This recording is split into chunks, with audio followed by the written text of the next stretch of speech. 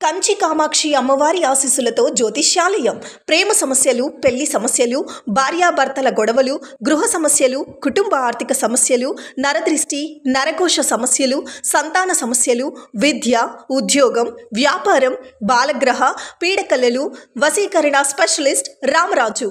Contact 9390304692. అందరికీ నమస్కారం. ఛానల్లోకి స్వాగతం అండి. సింహరాశి వారు కోటీశ్వరులు అయ్యే ముందు వారికి వచ్చేటువంటి సంకేతాలు, అలాగే ఆ సంకేతాలు వచ్చే ముందు వీరు చేయవలసినటువంటి పరిహారాలు, దేవతారాధనలేంటో ఇప్పుడు ఈ వీడియోలో పూర్తిగా తెలుసుకుందాం. సింహరాశి వారికి మనోధైర్యం చాలా ఎక్కువ, కానీ ప్రతి ఒక్కరి జీవితంలో తమ జీవితం మలుపు తిరుగుతుందని సంకేతాలు ముందుగానే తెలుస్తాయని చెప్తూ ఉంటారు. అలాగే డబ్బు వచ్చే ముందు, లక్ష్మీదేవి ఇంటికి వచ్చే ముందు కొన్ని సంకేతాలు కూడా తెలుస్తాయని అంటారు.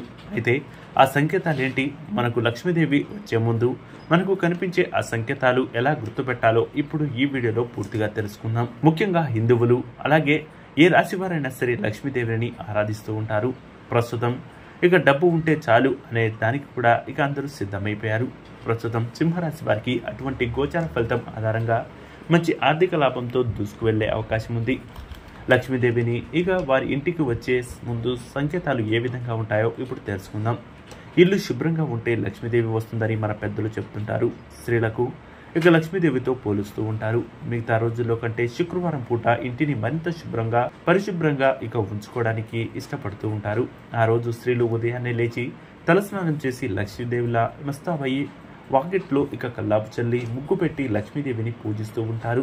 అలా చేయడం ద్వారా లక్ష్మీదేవికి ఇష్టమని చెప్తూ ఉంటారు. అలాగే లక్ష్మీదేవి మన ఇంట్లోకి వచ్చి మనకు సిరి సంపదలు ఇస్తుందని చాలా మంది భావిస్తూ ఉంటారు. అటువంటి వారికి ప్రస్తుతం సింహరాశి వారికి మంచి రోజులు రాబోతున్నాయని చెప్పుకోవచ్చు. ప్రతి ఒక్కరి జీవితంలో తమ జీవితం మలుపు తిరుగుతుంది, సంకేతాలు ముందుగానే తెలుస్తాయని అంటారు. అలాగే డబ్బు వచ్చే ముందు కొన్ని సంకేతాలు ఉంటాయి. అయితే సింహరాశి వారికి ఎటువంటి సంకేతాలు వారికి డబ్బు వచ్చే ముందు ఉంటాయో ఇప్పుడు తెలుసుకుందాం. ముందుగా కోకిల కూత వినడానికి చాలా బాగుంటుంది. కోకిల చేసే శబ్దం ధనానికి సూచికగా చెప్తుంటారు. కోకిల కూసే దిశగా ఆధారంగా కూడా శుభం, అశుభాలను గుర్తిస్తారు. ఉదయం పూట ఆగ్నేయ దిశ నుంచి కోకిల కూత వినిపిస్తే నష్టం జరుగుతుందని చాలా మంది నమ్ముతారు. అదే సాయంత్రం పూట వినిపిస్తే శుభం జరుగుతుందని అంటారు. మధ్యాహ్నం పూట కోకిల కూత వినిపించినట్లయితే శుభం జరుగుతుంది కొంతమంది అనుకుంటారు. ఇక సిటీలలో ఉండేవారికి కోకిల విలా వినిపిస్తుందని. అయితే వీరికి మాత్రం ఇక కోకిలకు సంబంధించినటువంటి ఒకవేళ ఇలాంటి శబ్దాలు కనుక వినిపిస్తే లక్ష్మీదేవి వస్తున్నట్టే అనేది మాత్రం చెప్పవచ్చు. ఇక రెండవ సంకేతం చీమలు తిరిగితే. ఇంట్లో చీమలు ధారాళంగా ఉండడం, అకస్మాత్తుగా ఒక్కసారిగా కనిపించడం, అలాగే చీమల మందు వేసి వారిని చంపేస్తూ ఉంటాం. ఇంట్లో నల్ల చీమలు తిరుగుతుంటే మంచిదని శాస్త్రం చెప్తుంది. నోటితో బియ్యం, ధాన్యాలు మోస్తున్న నల్ల చీమలు ఇక మీ ఇంట్లో గాని తిరిగితే మంచిదని చెప్పవచ్చు. అక్షింతలు అనేవి శుభ్రం కలిగజేసేవి కాబట్టి లక్ష్మీదేవికి ఇవి చాలా ఇష్టమట. అక్షింతలు బియ్యంతోనే చేసేవి కాబట్టి సంపదతో ముడిపెడతారు. ఇక ఇంట్లో ఎర్రచీమలు పెరిగితే మాత్రం అప్పులు భారీగా పెరుగుతున్నాయని అర్థం. వీటి నుంచి బయటపడాలి అంటే ఖచ్చితంగా వాటికి ఇక మీరు ఏదైనా ధాన్యాన్ని కానీ లేదా అవి తినే వస్తువులను ఏదైనా మీరు వేసినట్లయితే మీకు మంచి శుభ ఫలితాలను పొందుకోవచ్చు. కొంతమంది బల్లి పడితే చిరాకు అనుకుంటాం, అశుభంగా కూడా భావిస్తాం. అదే కొన్ని బల్లుల సమూహం ఒకే చోట పడిన లేదా 2 బల్లులు ఒకేసారి ఇక మీరు చూస్తుండగా కింద పడ్డా సరే శుభాలు కలుగుతాయని చెప్పవచ్చు. శాస్త్రం ప్రకారం కుడి చేతిపై పడి వెంటనే ఇక పైకి లేగడానికి ప్రయత్నిస్తే త్వరలోనే మీకు కుంభస్థలాన్ని కొట్టబోతున్నారనేది మాత్రం అర్థం. బల్లి సంపదకు చిహ్నంగా భావిస్తుంటారు. కొంతమందికి ఇది ఇష్టం లేకపోయినప్పటికీ ఇది చాలా మందికి మంచి శుభాలుగా చెప్పవచ్చు. ఇక మనకు కలలో నాగుపాము కనిపిస్తే ఇక చాలా మంది భయపడుతూ ఉంటారు. అలాగే ఏవైనా ఆవు కనిపించినా ఇక భయపడుతూ ఉంటారు. అలాంటిది ఏమీ లేదు. నాగుపాము కనిపించినా లేదా మీకు సంబంధించినటువంటి ఆవులు కానీ లేదా ఏదైనా వస్తువులు కనిపించినా సరే మీకు శుభ ఫలితాలు కలగబోతున్నాయనేది అర్థం. దీని యొక్క కారణం ఏమిటంటే మీకు లక్ష్మీదేవి వస్తుందనేది మాత్రం చెప్పవచ్చు. అలాగే కలలో పసుపు రావడం చాలా రేరుగా ఉంటుంది. కొంతమందికి పసుపు కూడా కలలో వస్తూ ఉంటాయి.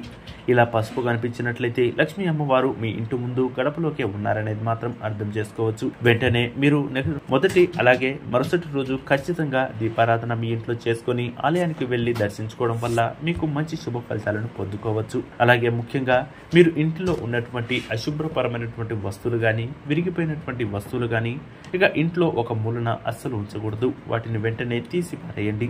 లేకపోతే మీ ఇంట్లోకి ఇక లక్ష్మీదేవి రావడానికి అస్సలు ఇష్టపడదు. ఏదైనా నీటిగా లేకపోయినా, ఇల్లు శుభ్రంగా లేకపోయినా ఇక లక్ష్మీదేవి ఇంటికి రాదని చాలా మంది భావిస్తూ ఉంటారు. అలాగే నీరుని వృధా చేస్తున్నప్పటికీ లక్ష్మీదేవికి చాలా కోపం వస్తుందట. దీనికి గల కారణం లక్ష్మీదేవికి నీళ్ళంటే చాలా ఇష్టం.